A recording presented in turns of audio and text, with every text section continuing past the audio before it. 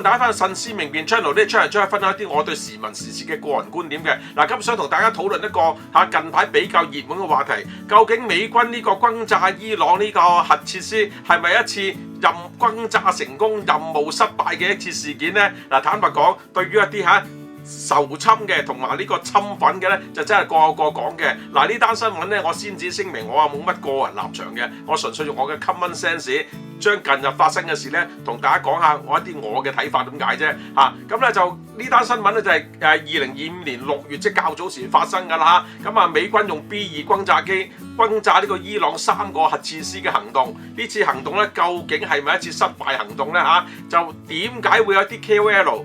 包括香港 KOL 啊，同埋一啲美國嘅左派一啲媒體啦，話特朗普先頭話佢縮沙，後尾就話佢行動失敗。點解有一啲咁嘅嘢呢？我同大家拆解下呢一個事件其實點引起呢樣嘢，亦都希望同大家分析一下慎思明辨咧，點解一啲仇恨仇侵嘅一啲嘢咧會蒙蔽咗啲事實咧，同大家講呢樣嘢嚇。OK， 第一點軍事行動點樣先做到教科書式嘅成功呢？嗱，呢次嘅美軍呢次嘅轟炸伊朗嘅行動咧，被譽為一次教科書式嘅一次呢個軍事行動。嗱，坦白講，我就唔想同大家討論下究竟呢次美國轟炸伊朗係咪一個好唔道德嘅問題？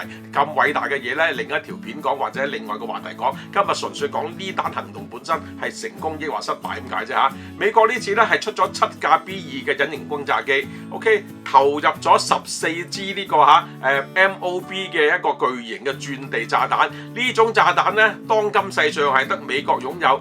以色列咧就即係大規模轟炸咗呢個係伊朗嘅一啲即係設施之後咧最後有幾個核設施喺地下深處，以色列係冇辦法搞掂。我相信佢肯定私下叫美國出手㗎啦。OK， 咁最後美國就當然出手啦炸咗佢呢個地下嘅一個3個地方，包括呢個最出名嘅呢個係 Fordo 啦，同埋另外2個設施啦嚇。咁以呢個最深嘅呢個設施為例咧，喺地下80-90米，地下80-90米有幾深咧？大概嘅深度咧就等於香港嘅怡和大廈，即係以前嘅康樂大廈一半嘅高度。又或者如果你搭開地鐵咧，香港大學站嗰個咁深嘅大學站再深多少少，大概就呢個深度。OK， 咁當然唔單止喺個深度用，即係喺有個天然嘅岩體保護，裏邊仲有啲水泥鋼筋加固之類啦。據說伊朗嗰啲即係濃縮鈾嗰啲生產嗰啲係設備同埋一啲儲存咧，就係擺喺呢個基地底下嘅。究竟呢個美軍嗰個 B2轟炸機最後係點樣用呢個 MOB 炸到佢咧？嗱，根據佢即係講出嚟嘅消息咧，佢係用一個係 GPS 加埋一個慣性導航喺高空投入呢個幾支炸彈，炸入去一個幾大嘅面積咧，唔係隨便炸個山喎。即係唔係我哋睇嗰啲2戰轟炸片嗰啲日軍啲飛機喺上高突咁亂咁掟啲炸彈，唔係，佢係精準地打一個大概只一個微波爐嘅門大細嘅一個目標。呢個目標咧，據說係一個嗰啲通風井通風口嚟嘅，佢係為咗減少即係減少呢個誤差或者增加個成功率喺個通風口直接將個炸彈打入去使到佢更加能夠轉入去地下呢個80-90米嘅深度。14支炸彈炸落去，聽講嘅12支係炸呢個基地嘅，另外2支炸其他2個冇咁深嘅基地喺地下嗰度引爆，直接癱瘓呢個設施裏面嘅核心裏面嘅嘢。呢個係美軍呢個係司令部講㗎啦。美軍同以色列嗰個軍部咧都後來確認3個核設施徹底摧毀，佢用徹底摧毀呢個字眼呢個字眼後來就俾一啲即係對侵唔多友善嘅人咧就拿住嚟講，就真係捉字蝨啦。咩為之徹底摧毀咧？當你冇徹底摧毀，你就係失敗啦。轟炸成功但係行動失敗就因為冇徹底。真係點為之徹底咧？真係各有各講啦。總之美軍呢次就零損失。掟咗即係飛咗30幾個鐘頭，掟咗十幾支炸彈，居然係伊朗嘅所有嗰啲防空導彈冇一支發射，亦都冇軍機升空攔截，完全都冇，完全炸完都未有反應。咁你話成功定失敗啦？係啱嘅，轟炸成功，但係你嗰個行動失敗，因為佢話冇徹底炸到佢啊。咁啊 OK， 大家比喻下啦嚇，呢個深度大約就係香港，我剛才講咗啦，喺香港大學地鐵站嗰個深度再深10米左右，14支炸彈炸落去。你覺得係14支炸彈炸落去，基本上1支已經炸到呢個深度㗎啦。炸完呢個深度再加多十幾支，總共14支炸落去，你覺得裏邊嗰啲離心機啊、電力系統啊，或者所有嗰啲儲存裝置會係點樣呢？會係輕微損毀定係大規模損毀呢？就算嗰啲離心機冇大規模炸到變咗粉碎晒。但係問題咁精密嘅儀器，當佢震盪咗之後，你仲用唔用得呢？大家自己諗啦嚇。呢個就係軍事行動嘅目標，就係要癱瘓佢呢個設施，就唔係要將嘅設施炸到變咗粉碎咁嘅樣。咁啊，所以徹底呢個消滅呢，徹底成功，即係消滅呢個設施呢，唔係要將佢炸到變咗碎片咁嘅樣，OK，而係將佢炸到佢唔能夠再 function 咁解啫。OK， 咁啊。究竟美國嘅左媒同個別全世界各地，包括香港有啲 KOL 點樣對呢件事作出一啲唔係好正確嘅評論呢？我認為唔好正確啦，唔緊要，個講啦，佢哋正確，我都覺得我今日嘅評論係正確嘅。當然啦，我先至聲明我並非侵犯，亦都唔係反侵啊。OK， 咁咧首先講啦，行動之前 Donald Trump 點解會俾一啲即係美國當地嘅左派媒體或者一啲 KOL， 包括香港都有 KOL 認為佢係縮沙咧嚇，就俾拍片講話 Donald Trump 又縮沙啦咁樣。咁冇辦法，Donald Trump 作為一個生意人，經常都係語出驚人，噏完之後啲嘢，結果又180度轉。咁啊講真啊，做開生意，你知道 Donald Trump 呢個係超級商人嚟㗎啦，唔係話佢啱唔啱啊？我直頭覺得佢係奸商嚟㗎，一個奸商噏嘅嘢你都好信嘅。梗係開天殺價落地還錢啦，開你200幾個%關稅，結果收少好多。咁你話佢縮沙，其實唔係，可能佢只係開始開好大，等佢還價咁解啫。呢啲策略嚟㗎嘛，係咪？佢未必出兵之前，佢突然間噏咗句：喂，我要睇2個禮拜，2個禮拜之內決定究竟炸唔炸呢個伊朗。咁呢句説話就被人認為呢個係縮沙。嗱，坦白講，我作為一般人，我都 common sense 嘅咋。我當時會覺得，哇！呢個又出口術啦，肯定係 buy time 買時間。因為點解咧？作為要轟炸，你唔係話喂轟炸啦，即刻起飛轟炸噶嘛？你要部署噶嘛？喂，但係啲炸彈咧要搬過嚟咧，要加油啊，點部署點樣？事實上，呢次嘅行動唔單止直接飛去轟炸，佢甚至派另一批 B2 轟炸機飛到去關島嗰度，聲東擊西，一個極複雜嘅行動，要攞時間去做噶嘛。而且唔係話Donald Trump下令去就去噶嘛，佢都仲要國防部啊，要軍部要即係要部署好啊，成功即係可以啦，先可以去噶嘛。咁呢段時間唔通話我哋部署緊咩？係咪冇可能噶嘛？佢唯有講 OK， 2個禮拜之內決定咯。咁結果當然唔使2個禮拜就炸鬼咗佢啦嚇。咁但係問題，如果你認為佢係縮沙嘅話咧，我覺得真係即係賴衣服咗啲啦，真係。我即係坦白講，即係都唔使睇呢個即係呢個即係啲咩兵書啊、兵法嗰啲確實兵不厭詐咁簡單啫嘛，呢啲情況噏啲嘢，我真係覺得真係靜觀其變好啲啦。咁啊 OK，咁啊當佢正式轟炸嘅時候咧 ，OK， 佢當然係揾好目標啊，搞掂啲情報啦，調動嗰啲即係B2轟炸機啲機師啦，提早預備確認咗啲目標，咁先至去。所以佢話呢個2個禮拜決定，其實已經決定咗㗎啦，已經係做緊㗎啦呢樣嘢係。咁 OK，咁果然咧，Donald Trump即係後來嘅唔係Donald Trump啦，即係佢係噏嘅啫，佢係司令嘅啫，實際上飛嘅咧都係啲空軍啦，唔關佢事啦嚇。咁實際上飛嘅時候咧就相當辛苦，當然一批機就飛咗去呢個關島啦，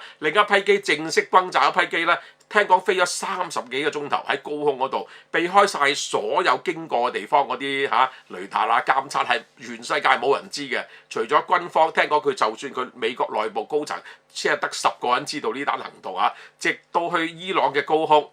精準掟咗14個 MOP 炸彈，期間伊朗完全毫無反應，炸到反轉，正所謂OK。咁我覺得呢單嘢，如果你真係開頭話評論過佢係Donald Trump縮沙嘅，咁啊唔單止跌眼鏡啊，簡直又登一次，真係真冇辦法啦。OK，咁行動之後咧，咁當然啦就即係盛大報導下一單咁嘅行動成功啦，但係結果2日之後咧就出現咗話佢失敗喎。點失敗咧？首先就係美國一啲左派媒體啦，即係其實我當時都好中意 New York Times 嘅紐約時報，我中意呢份報紙嘅。以前 OK， 我講新聞攝影嘅時候，佢好多經典例子㗎。咁啊呢個 New York Times 嘅紐約時報同埋 CNN 咧，引述喺2日之後引述咗一份呢個美國呢個國防情報局 DIA 嘅一份初步報告流出嚟嘅，唔係發表嘅一部內部嘅評估。呢份內部評估俾有心人就掉咗出嚟俾媒體，俾啲左媒。咁啊就話咧呢個行動咧只係延遲伊朗嘅核計劃幾個月啫，所以就冇乜大影響。但係問題呢班即係呢個美國嘅報導已經引起一啲世界各地 KOL， 包括香港啲 KOL 咧，即刻跟風，就認為 Donald Trump 係吹水，行動失敗，轟炸成功，行動失敗，即係就話 Donald Trump 大言不慚話自己成功。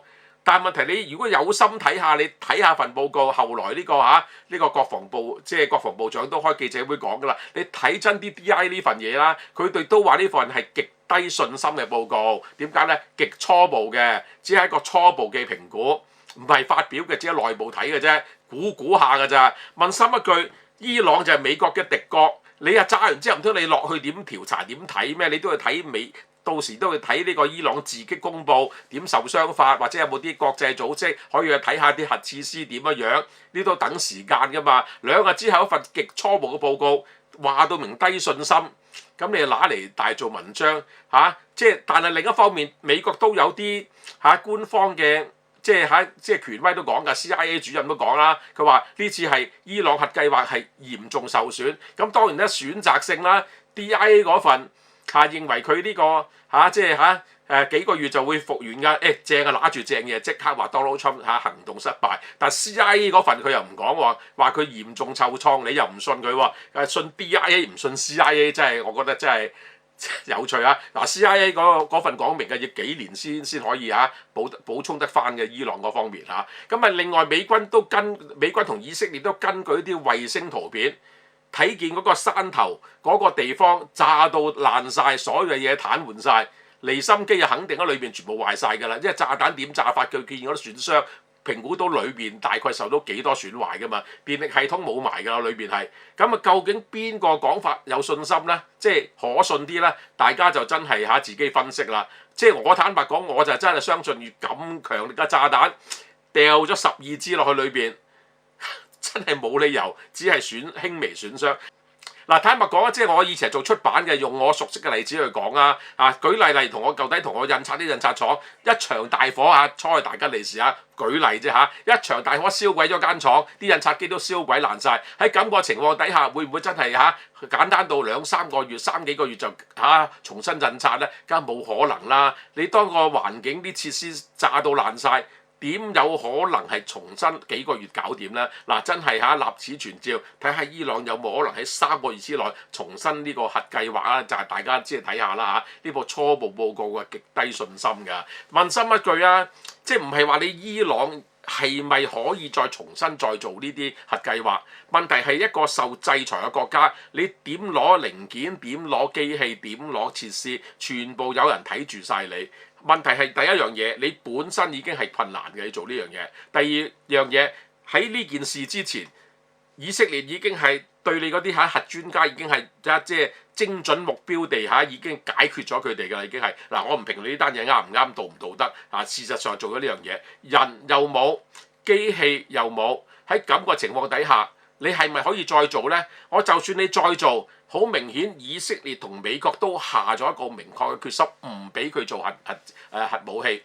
OK， 所以咁嚴重去轟炸佢，炸得一次係咪可以有第二次呢？當然係可以啦。所以就算俾你呢個伊朗去重新慢慢去做，你開始做咋，就肯定有另一次軍事行動去阻止佢做。所以真係冇可能幾個月之內重新開始嘅，真係冇乜可能呢樣嘢。咁所以啲評論咧就永遠都係即係將嗰個政治立場冚住自己隻眼咯。我唔係話佢啱唔啱，好唔好，我只係評論件事有冇可能發生啫。OK， 究竟呢個伊朗核設施係咪真係可以幾個月之內復工呢？我覺得呢個講法係相當冇常識，所以 DIA 嘅報告都話一個極低可信性，佢自己都覺得自己即係離心機呢一啲極精密嘅零件，你要重新做、重新設計、進口零件，有冇可能喺國際制裁底下可以俾你幾個月之內入翻啲機器呢？就算有現成呢啲機器俾你訂啊，落訂單運過嚟啊！OK， 都唔止幾個月啦，呢啲咁嘅嘢係咪？真係冇可能啊嚇！加上嗰啲核專家已經俾以色列一個一個咁解決咗啦，人才流失，就算有啲次要啲嘅，敢唔敢去做啊？即係我覺得即係美國已經係依家好明確同以色列好明確落咗個決心，用軍事行動阻止伊朗去做核武器。咁所以如果係繼續伊朗要做嘅話呢，第二次軍事行動嘅話呢，就真係會嚟呢樣嘢係。咁所以咧，佢話幾個月會恢復嘅話呢，係絕對唔現實咯。我覺得係嗱，即係我唔係話佢啱定唔啱，我只係講得喺現實上係冇可能伊朗幾個月之後重新啟動佢啲核計劃係冇可能，因為點解呢？真係就算要做嘅話呢，我當你開始做嘅話呢，肯定再嚟一次軍事行動。OK， 究竟仇侵點樣令啲人失去理智呢？嗱，坦白講，再講一次，我唔係侵粉嚟㗎嚇，我係即係基本上我好少理啲嘢㗎。今日同大家慎思明辨，諗下究竟呢件事係點樣樣嚇？點解啲左派媒體同啲 KOL 咁中意唱衰 Donald Trump 呢？當然政治立場啦，Donald Trump 係衰人嚟嘅，我都覺得佢係奸商嚟嘅。OK 嚇，開天殺價落地還錢，搞到呢個世界立立亂，我真係唔中意佢嘅。問心一句，但係講翻呢單嘢，佢究竟係咪即係轟炸成功，任務失敗呢？我即係覺得佢用軍事行動處理伊朗呢，呢啲咁大問題，我又係唔識分析咯。呢樣嘢啱定唔啱呢？世界大事嚟㗎嘛，我唔會講啲咁嚴重啱定唔啱咯。我即係講呢次行動本身。OK 嗱。DIA 個報告自己話咗自己低信心，即係話咧佢會有補充報告。咁呢下嘢真係要慢慢睇先知嘅。啱啱炸完點知損害有幾大啦嚇？咁啊如果但係咁快就嘅行動失敗嘅話咧，我覺得起碼叫鬧咗先咯，鬧咗先，跟住啲啲即係仇侵嗰啲人士就拿住啲鬧咗先嘅嘢，繼續去發酵呢單嘢咯嚇。呢單嘢我只係覺得，不如大家真係客觀啲。睇真啲，3個月之內風水佬呃你10年8年，單就睇3個月之內，伊朗有冇可能再重新啟動啦？大家睇下呢樣嘢嚇。咁啊，雖然咧佢即係嗰啲係話Donald Trump大言不慚，我都覺得啱嘅。Donald Trump通常都大言不慚㗎啦，但係呢次咧，我真係覺得佢炸得相當硬呢次炸得相當硬。我早幾日睇喺電視睇喺 YouTube 睇佢嗰個國防部長即係開嗰個記者會都講㗎啦。究竟呢次事件？即係對美國國內啲媒體講，你哋班即係美國嘅媒體、左派媒體、仇侵媒體，究竟你睇下，其實而家行動嘅係一班美國國家嘅軍人，即係美國講緊啊。OK， 咁辛苦飛咗幾10個鐘頭，咁鬼危險，深入敵方去做一次咁成功嘅任務，點解你唔讚賞下佢哋淨係拿住啲嘢嚟大做文章？我覺得真係抵鬧得啱啊！呢單嘢真係咁確實係一次相當成功。就算呢單嘢，大家問心諗一樣嘢，如果發生喺呢單行動，唔係喺 Donald Trump 時代，喺拜登時代，咁大家相同嘅嘢，你哋又會點評論呢？嗰啲仇侵分子又會點評論呢？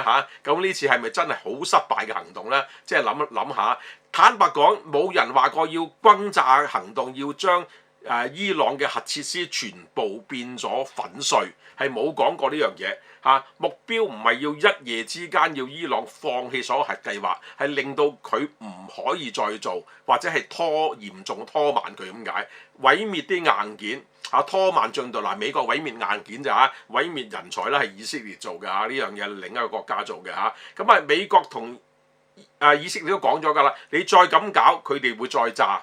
所以呢次咧幾樣嘢加埋，你真係炸完之後硬件冇咗，以色列做咗精準打擊之後人才冇咗，然後就兩個國家講到明，你再做就再炸，3樣嘢加埋，你話嘅成功定失敗啊？